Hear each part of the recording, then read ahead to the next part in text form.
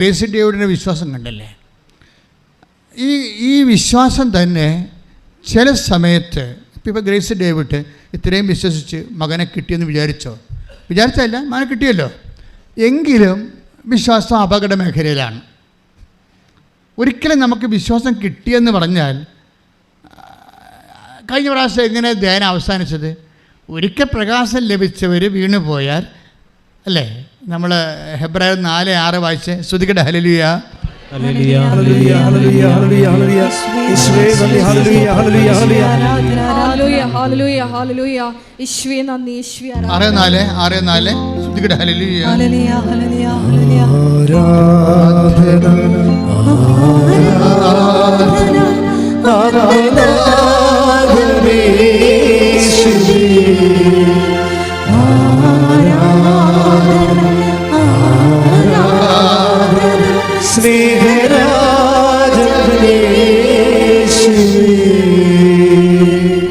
ഹെബ്രായർ 6:4 ഒരിക്കൽ പ്രകാശം ലഭിക്കുകയും സ്വർഗീയ സമ്മാനം ആസ്വദിച്ചറിയുകയും കണ്ടില്ലേ? ഇത് അതായത് ഇപ്പൊ ഗ്രേസി ഡേവിഡിന്റെ വിഷയം എന്താണ്? ഒരിക്കൽ പ്രകാശം ലഭിക്കുകയും പറഞ്ഞേ, ഒരിക്കൽ പ്രകാശം ലഭിക്കുകയും അല്ലെങ്കിൽ ഒരിക്കൽ വിശ്വാസം ലഭിക്കുകയും സ്വർഗീയ സമ്മാനം ആസ്വദിച്ചറിയുകയും ചെയ്തവര്. എന്താണ് ദൈവം ഇപ്പൊ അവളുടെ പ്രാർത്ഥനയ്ക്ക് ഉത്തരം കിട്ടില്ല, മകനെ കൊണ്ടുവന്ന് പിറ്റേ ദിവസം കൊടുത്തില്ലേ? 72 മണിക്കൂറിനുള്ളിൽ സംഭവം എല്ലാം ക്ലിയർ ആയില്ലേ? അപ്പം അങ്ങനെ ഒരിക്കൽ പ്രകാശം ലഭിച്ച് വിശ്വാസം ലഭിച്ച് നമ്മുടെ വിശ്വാസത്തിൻ്റെ പ്രാർത്ഥനയ്ക്ക് ഉത്തരം ലഭിച്ചാൽ പിന്നെ അവർ ശ്രദ്ധിക്കേണ്ട കുറേ കാര്യങ്ങളുണ്ട്. എന്താണ് സാക്ഷ്യം പറഞ്ഞവർ പ്രത്യേകം ശ്രദ്ധിക്കണം. വായിച്ചോളൂ. ഒരിക്കൽ പ്രകാശം ലഭിക്കുകയും സ്വർഗീയ സമ്മാനം ആസ്വദിച്ചറിയുകയും ചെയ്തവരെ വീണു പോവുകയാണെങ്കിൽ അവരെ അനുതാപത്തിലേക്ക് പുനരാനയിക്കുക അസാധ്യമാണ്. ഇതാണ് ഉടമ്പടി ശ്രദ്ധിക്കേണ്ട കാര്യം. നിങ്ങൾക്കൊരിക്കൽ സാക്ഷ്യം ലഭിച്ച് വിശ്വാസത്തിൻ്റെ വഴികളിൽ നിങ്ങൾ വന്നാൽ പിന്നെ എന്താണ്? നിങ്ങളത് സംരക്ഷിക്കാൻ ബാധ്യസ്ഥയാണ് ആ വിശ്വാസ നിലവാരം. അല്ലാതെ ഇനി ഒരു വിഷയം ഉണ്ടാകട്ടെ, അപ്പം ഞാൻ വീണ്ടും ഉടമ്പടി എടുത്ത് കാര്യം കണ്ടോളാമെന്ന് വിചാരിച്ചുകൊണ്ട് നിങ്ങൾ നിങ്ങളുടെ വഴികളിൽ പോയാൽ പ്രശ്നമാണ്. എന്താണ്? ഒരിക്കൽ പ്രകാശം ലഭിക്കുകയും സ്വർഗീയ സമ്മാനം ആസ്വദിച്ചറിയുകയും ചെയ്തവരെ വിശ്വാസത്തിൽ നിന്ന് വീണു പോയാൽ അവരെ അനുതാപത്തിലേക്ക് നയിക്കുക അസാധ്യം. പിന്നീട് അവർക്ക് കിട്ടത്തില്ലെന്ന്. അത് ഭയങ്കര സീരിയസ് വിഷയമാണ്. അതായത് ഒരിക്കൽ നിങ്ങൾ ദൈവമാണ് തൊട്ടിരിക്കണം, അല്ലാതെ നിങ്ങളുടെ പഞ്ചായത്ത് പഞ്ചായത്ത് പ്രസിഡൻ്റ് അല്ല തൊട്ടത്. അപ്പോൾ ദൈവം നിങ്ങളെ തൊട്ടിട്ട് നിങ്ങൾക്ക് ആ തൊട്ട അനുഭവം കിട്ടിയിട്ട് വീണ്ടും നിങ്ങൾ പാപികളായിട്ട് പഴയ ലോകത്താന്മാരായിട്ട് പോയിട്ട് പിന്നീടൊരു വിഷയം ഉണ്ടാകുമ്പോൾ പിന്നെ ദൈവത്തിനടുത്ത് വന്ന് അനുഗ്രഹം അടിച്ചു മാറ്റാമെന്ന് വിചാരിച്ചാൽ നടക്കത്തില്ലെന്ന് തന്നെ വന്ന് മാത്രമല്ല, നിങ്ങളുടെ കാര്യത്തിൽ ഇതിനെക്കുറിച്ചൊക്കെ പത്രോസ് പറയണത് അതിനേക്കാൾ ഗതികെട്ട വാക്കാണ്. ശ്രുതികടെ എടുത്തു തരാം. 2 പത്രോസ് 2:20 നമ്മുടെ കർത്താവും രക്ഷകനുമായ യേശുക്രിസ്തുവിനെ കുറിച്ചുള്ള അറിവ് മൂലം പ്രൈസ് ദി ലോർഡ് എന്ന് പറഞ്ഞ നമ്മുടെ 2 Petros 2:20 നമ്മുടെ കർത്താവും രക്ഷകനുമായ യേശുക്രിസ്തുവിനെ കുറിച്ചുള്ള അറിവ് മൂലം അവർ ലോകത്തിന്റെ മാലിന്യങ്ങളിൽ നിന്ന് രക്ഷ പ്രാപിച്ചതിന് ശേഷം വീണ്ടും അവയിൽ കുരുങ്ങുകയും അവയാൽ തോൽപ്പിക്കപ്പെടുകയും ചെയ്യുന്നെങ്കിൽ അവരുടെ അന്ത്യസ്ഥിതി ആദ്യത്തേതിനേക്കാൾ മോശമായിരിക്കും. ഈ വീണു പോണ ആൾക്കാരല്ലേ, വിശ്വാസം ഒരിക്കൽ ലഭിച്ചു, അടയാളം കിട്ടി, സാക്ഷ്യം പറഞ്ഞു, പിന്നീട് ഒരിക്കലും അവർ പിന്നീട് പഴയതുപോലെ ആ കാലം കഴിയുമ്പോൾ വീണ്ടും ലോകത്താനായിട്ട് ജീവിച്ചിട്ട് പിന്നീടൊരു പ്രശ്നം ഉണ്ടാകുമ്പോൾ ദൈവത്തിലേക്ക് വന്നാൽ അവരെ ദൈവം വിളിക്കണത് പന്നി എന്നാണ് വിളിക്കണത്. അതിന് താഴത്തെ വെച്ച് 2 പത്രോസ് 2:22 നായ് ഛർദിച്ചത് തന്നെ വീണ്ടും ഭക്ഷിക്കുന്നു, നായ് ഛർദിച്ചത് തന്നെ പിന്നെയും ഭക്ഷിക്കുന്നു, കുളിച്ച പന്നി ചെളിക്കുണ്ടിൽ വീണ്ടും ഉരുളുന്നു എന്ന പഴമൊഴി അവരെ സംബന്ധിച്ച് ശരിയാണ്. എന്താ പ്രശ്നം വെച്ച് കഴിഞ്ഞാൽ നിങ്ങൾ എപ്പോഴും ശ്രദ്ധിക്കും, ഒരിക്കൽ വിശ്വാസം ഗ്രേസി ഡേവിഡ് അവർക്ക് വിശ്വാസം കണ്ടവരല്ലേ, അവരുടെ ദിവ്യകുർബാനയിൽ നിന്ന് ഈശോ പറഞ്ഞു അവരുടെ മകൻ വരുന്നുണ്ടെന്ന്. അവരത് വിശ്വസിച്ചു, മകൻ വരികയും ചെയ്തു പിറ്റേ ദിവസം. ഇനി ഗ്രേസി ഡേവിഡ് വീണു പോയാൽ അവളെ നായെന്ന്, പട്ടിയെന്ന്, അല്ലെ പന്നിയെന്ന് വിളിക്കത്തുള്ളൂ ദൈവം. എന്താണ്? നായ ഛർദ്ദിച്ചത് തന്നെ പിന്നെ തിന്നുന്നു.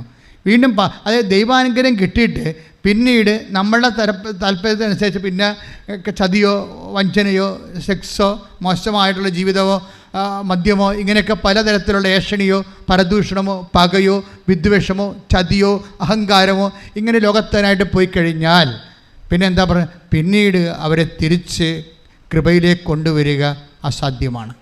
പിന്നീട് അത് തിരിച്ചു തരത്തില്ല. കാര്യം എന്താണ്? നിങ്ങൾ ദൈവത്തിനെതിരായിട്ടാണ്. ദൈവത്തിൻ്റെ കൃപ നേരെ കണ്ടിട്ട് പോലും നിങ്ങളുടെ മറ്റൊരു ജീവിതം, അതിനെ നിങ്ങൾക്ക് ആസ്വാദ്യമെന്ന് തോന്നിയ ഒരു ജീവിതം കണ്ടപ്പോൾ ദൈവത്തെ മാറ്റിയിട്ട് നിങ്ങളത് സ്വീകരിച്ച് ദൈവത്തോട് അവിശ്വസ്തത കാണിച്ചതാണ്. നിങ്ങൾക്കറിയാമല്ലോ, അഭിഷേകം നഷ്ടപ്പെടുന്നതിൻ്റെ പ്രധാനപ്പെട്ട കാരണം നമുക്ക് സ്നേഹവും വിശ്വസ്തതയുമാണ് ഇതിൻ്റെ അകത്ത് ശ്രദ്ധിക്കേണ്ട 2 പോയിൻറ്റുകൾ. സ്നേഹം, അതായത് നിങ്ങൾക്ക് ദൈവത്തിനോട് സ്നേഹം കൂടിക്കൂടി വരികയാണെങ്കിൽ അഭിഷേകം എന്ത് ഭാരമുള്ള സംഭവമാണെങ്കിലും നമുക്ക് എടുക്കാനുള്ള അഭിഷേകം ഉണ്ടായിക്കൊണ്ടിരിക്കും. ദൈവത്തോടുള്ള, ഇപ്പം നിങ്ങൾക്ക് മക്കളില്ലെന്ന് വിചാരിച്ചോ, അപ്പോൾ നിങ്ങളുടെ കൂട്ടുകാരത്തിക്ക് മക്കളുണ്ട്, അനിയത്തിക്ക് മക്കളുണ്ട്, ചേട്ടത്തിക്ക് മക്കളുണ്ട്. അപ്പോൾ നിങ്ങളുടെ അമ്മായിയും പറയും, നീ മച്ചാണ്, നീ അസത്താണ്, നോക്കി നിനക്ക് മാത്രം എന്താ മക്കളില്ലാത്ത, വേറെ എല്ലാവർക്കും മക്കളുണ്ടല്ലോ എന്ന് പറയുമ്പോൾ നിനക്ക് തോന്നുന്നു വല്ല കറണ്ട് കമ്പിയേലും പിടിച്ച് അത്ത് കളയാമെന്ന് തോന്നും. അത് അഭിഷേകം ഇല്ലാഞ്ഞിട്ടാണ്. പക്ഷേ ഈ ഒരു സിറ്റുവേഷനിൽ ഇപ്പോൾ നിൻ്റെ കുടുംബ ചുറ്റുമുള്ള പ്രശ്നങ്ങൾ എന്തുമാത്രം രൂക്ഷമായി നിനക്കെതിരെ വരുമ്പോൾ ദൈവം ഉദ്ദേശിക്കണ അതല്ല. അതിനൊപ്പം തന്നെ ഈ താമര അല്ലെങ്കിൽ ആമ്പല് അത് പെരുവെള്ളം വർഷകാലം വരുമ്പോൾ എന്ത് ചെയ്യും? ചീഞ്ഞു പോവുക? ഇല്ല. ആ വെള്ളത്തിൻ്റെ മുകളിൽ വരും ആ സംഭവം, ഇല്ലേ? അത് തണ്ട് നീട്ടി എൻ്റെ താമര വെള്ളത്തിൻ്റെ പ്രളയം വന്നാലും വെള്ളത്തിൻ്റെ മുകളിൽ വരും. എൻ്റെ ദൈവവേദന ഇതുപോലെ നിനക്ക് ചുറ്റും ക്ലേശങ്ങൾ പെരുകുമ്പോൾ ദൈവസ്നേഹം നീ സ്വീകരിച്ച് ദൈവത്തെ മാത്രം സ്നേഹിച്ച് മറ്റുള്ളവരാരും സ്നേഹിക്കാൻ യോഗ്യരല്ലെന്ന് മനസ്സിലാക്കി സ്നേഹിച്ചാൽ ഇത് തന്നെയാണ് ഫലമെന്ന് മനസ്സിലാക്കി ദൈവത്തിൽ നിൻ്റെ ജീവിതം കൊണ്ട് തന്നെ നീ സ്നേഹിച്ച് ജീവിതം നീ അവലംബമാക്കി ദൈവത്തിൽ ആശ്രയം വെച്ചുകൊണ്ട് നീ സങ്കടങ്ങളുടെയും പ്രളയത്തിൻ്റെയും മുകളിലേക്ക് വരാൻ വേണ്ടി നീ അഭിഷേകത്തിനായി സ്തുതിക്കട്ടെ. ഹല്ലേലൂയ. ക്ലേശങ്ങളിലെ ദൈവസ്നേഹം നിറച്ച് ദൈവത്തിന് വേണ്ടി എൻ്റെ മക്കളെ ഈ ഉടമ്പടിയുടെ ഏറ്റവും വലിയ വിജയം എന്ന് പറയണത് നമുക്കറിയാമല്ലോ, അതായത് നിത്യജീവൻ വരെ പ്രാപിക്കാൻ പറ്റിയ ഇന്ധനം ഇതിനകത്തുണ്ട്. ഇപ്പോൾ ഒരുത്തൻ വന്ന് ഈശ്വരനോട് ചോദിച്ചില്ലേ, നിത്യജീവൻ പ്രാപിക്കാൻ ഞാൻ എന്ത് ചെയ്യണം? അപ്പോൾ അയാൾക്ക് ബോധമുണ്ട്, ചൊല്ലിയിട്ട് കാര്യമില്ലെന്നറിയാം. എന്ത് പ്രാർത്ഥന ചൊല്ലണമെന്നല്ല ചോദിച്ചത്. Take the word of God. ശ്രദ്ധിക്കട്ടെ. ഹല്ലേലൂയ.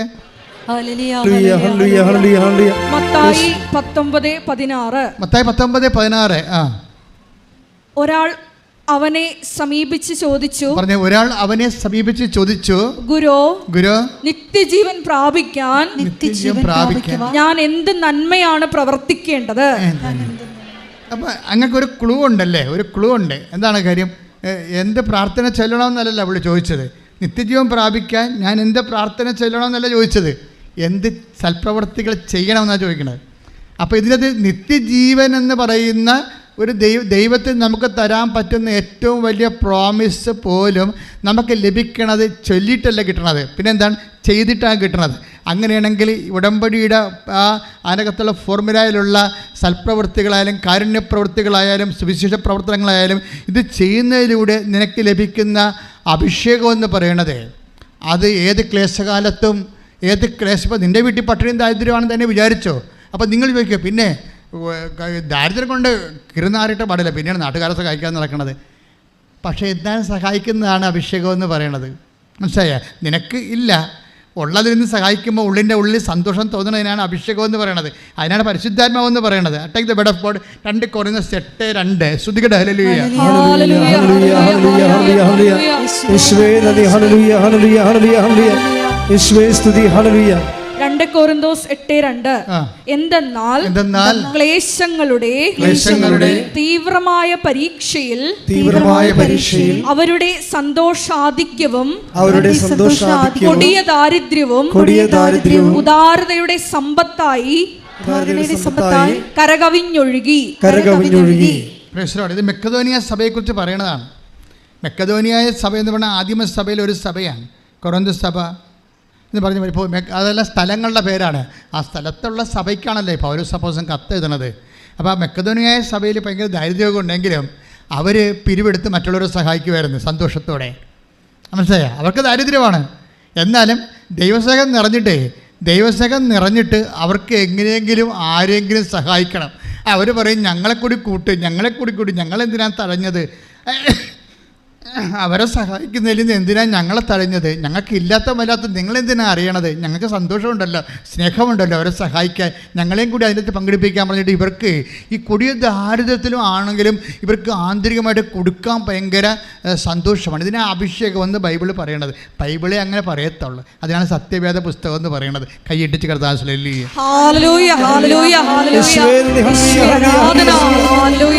അതായത് ഈ കാരുണ്യ പ്രവൃത്തികൾ നമുക്ക് നിത്യജീവൻ വരെ നമുക്ക് ലഭിക്കാൻ സാധ്യതയുള്ളതാണ്. ക്രിസ്തുവിൻ്റെ പുനരുത്ഥാനത്തിൻ്റെ സാക്ഷ്യത്തെ പെടുത്തുന്ന കാരുണ്യ പ്രവൃത്തികളും സൽപ്രവൃത്തികളും സുവിശേഷ വേലയും. പക്ഷേ എന്താ പ്രോബ്ലം എന്ന് ചോദിച്ചു കഴിഞ്ഞാൽ, ഇത് നമ്മൾ ചെയ്യുമ്പോൾ ഒരു ഫങ്ഷണറി ആയിട്ട് ചെയ്യേ. ഉടമ്പടി എടുത്തേരെ ഇനി 10 കൊടുക്കണം. ഇപ്പോൾ ഇന്ന് കഴിഞ്ഞ ദിവസങ്ങളിൽ ഇവിടെ ഒരു സാക്ഷ്യം പറഞ്ഞ് നാട്ടുകാരത്തിയാണ്, ചേർത്തലക്കാരത്തി. എന്നാ അവരുടെ പേരെന്ന് വെച്ച് കഴിഞ്ഞാൽ ബിന്ദു സുനിൽ ചേർത്തല. അപ്പോൾ അവരോട് പല ആൾക്കാരും പറയും ഇവിടെ വന്ന് കൃപാസനം നിങ്ങളുടെ നാട്ടിലല്ലേ. ഇപ്പോൾ ബിന്ദു സുനിൽ ചേർത്തലക്കാരത്തിയാണ്, കെട്ടിച്ചു വിട്ടിരിക്കണേ എറണാകുളത്താണ്. അപ്പോൾ അവളുടെ കുറേ പ്രോബ്ലം ഉണ്ട്. ഉള്ള വെച്ചാൽ അവിടെ ആങ്ങളെയുമായിട്ട് ഉടക്കാൻ അങ്ങോട്ടും ഇങ്ങോട്ടും സംസാരമില്ല. ആങ്ങളെയുമായിട്ട് ഉടക്കി അമ്മയും മകളുമാണെന്ന് തോന്നണം. പിന്നെ ആങ്ങളെ വേറെ വീട്ടിലാണ് താമസിക്കുന്നത്, ആങ്ങളെ ഇവിടെ അല്ല. അപ്പോൾ ആങ്ങളായിട്ട് വഴക്കായിട്ട് മാനസികമായിട്ട് ശരിക്കും അകന്നു പോയ ആൾക്കാരാണ്. അതുപോലെ തന്നെ ആങ്ങളയ്ക്കൊരു മകനുണ്ട്, അവന് എന്തോ ഓട്ടിസം പോലെ എന്തോ രോഗമാണ്. പിന്നെ ആങ്ങളയ്ക്ക് രോഗമുണ്ട്. അപ്പോൾ ഇങ്ങനെ കുറേ പ്രശ്നങ്ങളുണ്ടെങ്കിലും ഇവളോട് ആൾക്കാർ പറയും നിങ്ങളുടെ നാട്ടിലല്ലേ കൃപാസനം, നിങ്ങൾക്ക് കൃപാസനത്തിൽ പോകാൻ വരും. അപ്പോൾ ഉടനെ ഇവർ പറയും അവിടെ എന്നാ, അവിടെ പത്രം മേടിക്കണം, പത്രം കൊടുക്കണം, യൂട്യൂബ് ചാർജ് ചെയ്യണം, എൻ്റെ ഇതൊക്കെ ചുമ്മാ ബിസിനസ്സല്ലേ, ഞാനൊന്നും പോകത്തില്ലെന്ന് പറയും. ഇവർ വരത്തില്ല. അവർ പറയുന്ന വേറെ സാധനമുണ്ട്. ഞാൻ പലപ്പോഴും ബസ്സിൽ ഇതിലേ പോകുന്നുണ്ടായിരുന്നു, ഞാൻ ഇങ്ങോട്ട് നോക്കത്തില്ലെന്ന്. എനിക്ക് അത്രയും വെറുപ്പായിരുന്നു. ആരോ പൈശാചികമായി അവിടെ ഉള്ളിൽ തിന്മയുടെ ശക്തി കയറ്റി വിട്ടിരിക്കുകയാണ്. വിശ്വാസം അങ്ങനെ ഒരു കാര്യം ചെയ്യുവേ. ഇപ്പം നമുക്ക് എന്തുമാത്രം ട്രോളുകളാണ് നമുക്കെതിരെ ഇറങ്ങിയത്. ഞാൻ ആ ഒരു ട്രോളിന് ഞാൻ മറുപടി കൊടുത്തിട്ടില്ല. എന്താ കാര്യം? മറുപടി കൊടുക്കും. കാര്യം ജനങ്ങളുടെ വിശ്വാസത്തിൻ്റെ സാക്ഷ്യങ്ങളിങ്ങനെ അപ്പ് ചെയ്തുകൊണ്ടിരിക്കും. വേറെ അവരോട് നമുക്ക് സംസാരിക്കേണ്ട കാര്യമില്ലല്ലോ. ആരാണ് സംസാരിക്കേണ്ടത്? ദൈവമല്ലേ സംസാരിക്കേണ്ടത്. നമ്മൾ സംസാരിക്കത്തില്ല. നമ്മൾ വീണ്ടും പ്രാർത്ഥിച്ച് ഉപവസിച്ചുമൊക്കെ അമ്മയുടെ പ്രത്യക്ഷീകരണത്തിന് കൂടുതൽ തെളിവുകൾ ശേഖരിക്കാം. എന്നിട്ട് ആ സാക്ഷ്യങ്ങളെല്ലാം ജനങ്ങളിലേക്ക് പോകും. അപ്പോൾ അതുകൊണ്ട് അങ്ങനെ അവസാനം നമ്മളെന്താ ഇതുപോലെ ഇതിൻ്റെ വാതിൽക്കൽ കൂടി പോയാൽ പോലും സ്വന്തം നാട്ടുകാരത്തിയായിട്ട് പോലും മാതാവിനെ തിരിഞ്ഞു നോക്കാത്ത ആൾ ഒരു സുപ്രഭാതത്തിലെ അവർക്കൊന്നും, അതായത് കൃപാസനത്തിനെതിരെ ചിന്തിക്കുന്നവർക്കൊന്നും ഒരു സമയം കഴിഞ്ഞാൽ പിടിച്ചേക്കാൻ പറ്റത്തില്ല. ഈ സത്യമായതുകൊണ്ട് അവർക്കൊരു സങ്കടം വന്നാൽ എന്നാ ജാതിക്കാരായാലും അവർക്ക് തിരിച്ച് അമ്മയല്ലാതെ വരെ അഭയമില്ലല്ലോ. അത് അവർ തിരിച്ച് വന്ന് ഇവിടെ വന്ന് ഇതിനകത്ത് കയറി ഉടമ്പടി എടുത്തു. അത് നടപ്പിൽ വരുത്തിയപ്പോൾ ഇപ്പോഴെന്നാ അവർ പറയാമെന്നറിയാമോ? അവർ അമ്മയെ കാര്യങ്ങൾ മനസ്സിലാക്കി കഴിഞ്ഞപ്പോൾ ഇതിൻ്റെ ഒരു ശക്തയായ പ്രചാരകയായി മാറുകയെ. അതിൻ്റെ കാര്യത്തിൽ ഇവർ ഒരിക്കൽ സ്വപ്നത്തിൽ ജന്മത്തിൽ വിശ്വസിച്ചില്ല. അമ്മയടുത്ത് വന്ന് ഉടമ്പെടുക്കുമ്പോൾ ആങ്ങളെയുമായിട്ട് അനുരഞ്ജനപ്പെടണമെന്ന് മാത്രം എഴുതിയിട്ട് ആദ്യം ആങ്ങളുടെ മകൻ്റെ അസുഖം മാറണം, ആങ്ങളുടെ വാൽവ് ദ്രവിച്ചിരിക്കുകയാണ്, അവൻ മരിച്ചു പോകും, അവൻ്റെ വാൽവിന് ഓപ്പറേഷൻ നടത്തണം ഉള്ള മാർഗം തന്നെ, അല്ലെങ്കിൽ അവൻ ജീവിക്കണം. ഈ 3 പ്രധാനപ്പെട്ട കാര്യങ്ങൾ എഴുതുന്നുണ്ട്. അമ്മ ഒരു ആശുപത്രിയും പോകാതെ അവൻ്റെ വാൽവ് ശരിയാക്കി കൊടുത്തു. ആ ആങ്ങളെ ഒരാഴ്ച ഉടമ്പടി എടുത്ത് ഒരാഴ്ചക്കുള്ളിൽ ഇവരുടെ വീട്ടിൽ വന്ന് അമ്മനെയും മകളെയും കൂടി വിളിച്ചുകൊണ്ട് പോയി. ആകപ്പാടെ നമ്മളെ വേറെ ഏത് രാജ്യത്ത് നാട്ടിൽ ജീവിക്കണ പോലെ പടപടാന്ന് അവൻ്റെ ഓട്ടിസം ബാധിച്ചിരിക്കുന്ന മകനെ വേറെ അത് നിർത്താൻ പറ്റിയ ഒരു സ്ഥലത്തേക്ക് വിളിച്ചുകൊണ്ട് പോയി ആങ്ങളുടെ ഭാരം കുറച്ച് എല്ലാം അവൾ ചോദിച്ചത് എല്ലാം എണ്ണി ദിവസങ്ങൾക്കുള്ളിൽ കൊടുത്ത്. ഇപ്പം എന്നാ സംഭവിച്ചിരിക്കണത്? അതായത് എല്ലാ ദിവസവും എല്ലാ ആഴ്ചയും ആളിവിടെ വരും, എല്ലാ ദിവസവും കുർബാനയ്ക്ക് കൂടും, എല്ലാ ആഴ്ചയും കുർബാനയ്ക്ക് കൂടും, എല്ലാ ആഴ്ചയും വന്ന് പത്രം വാങ്ങിച്ചുകൊണ്ട് പ്രാർത്ഥിച്ച് എല്ലാവരും കൊടുക്കും. നോക്കിയേ ഒരാളതൊക്കെ. അപ്പോൾ അതായത് എത്ര കള്ളത്തരങ്ങൾ പ്രചരിപ്പിച്ചാലും ശരി സത്യത്തെ മൂടിവെക്കാൻ പറ്റത്തില്ല. ഒരു കാലത്ത് കൃപാസനത്തെ അപമാനിച്ചവർ തന്നെയാണ് പിന്നീട് അതിൻ്റെ പ്രചാരകരായിട്ട് അമ്മ തിരഞ്ഞെടുക്കുകയും അതുപോലെ തന്നെ ദൈവത്തിൻ്റെ ഉപകരണമായി മാറണത്. അതുപോലെ പ്രാർത്ഥിക്കുക, കർത്താവായ ദൈവമേ കർത്താവായ ദൈവമേ, അതുപോലെയുള്ള വലിയ അനുഭവങ്ങളാലെ ദൈവാനുഭവങ്ങളാലെ ഞങ്ങളെയും അഭിഷേകം ചെയ്യണമേ. ഞങ്ങളെയും പരിശുദ്ധ അമ്മയുടെ വലിയ സാക്ഷികളാക്കി മാറ്റണമേ. ശ്രദ്ധിക്കട്ടെ. ഹല്ലേലൂയ.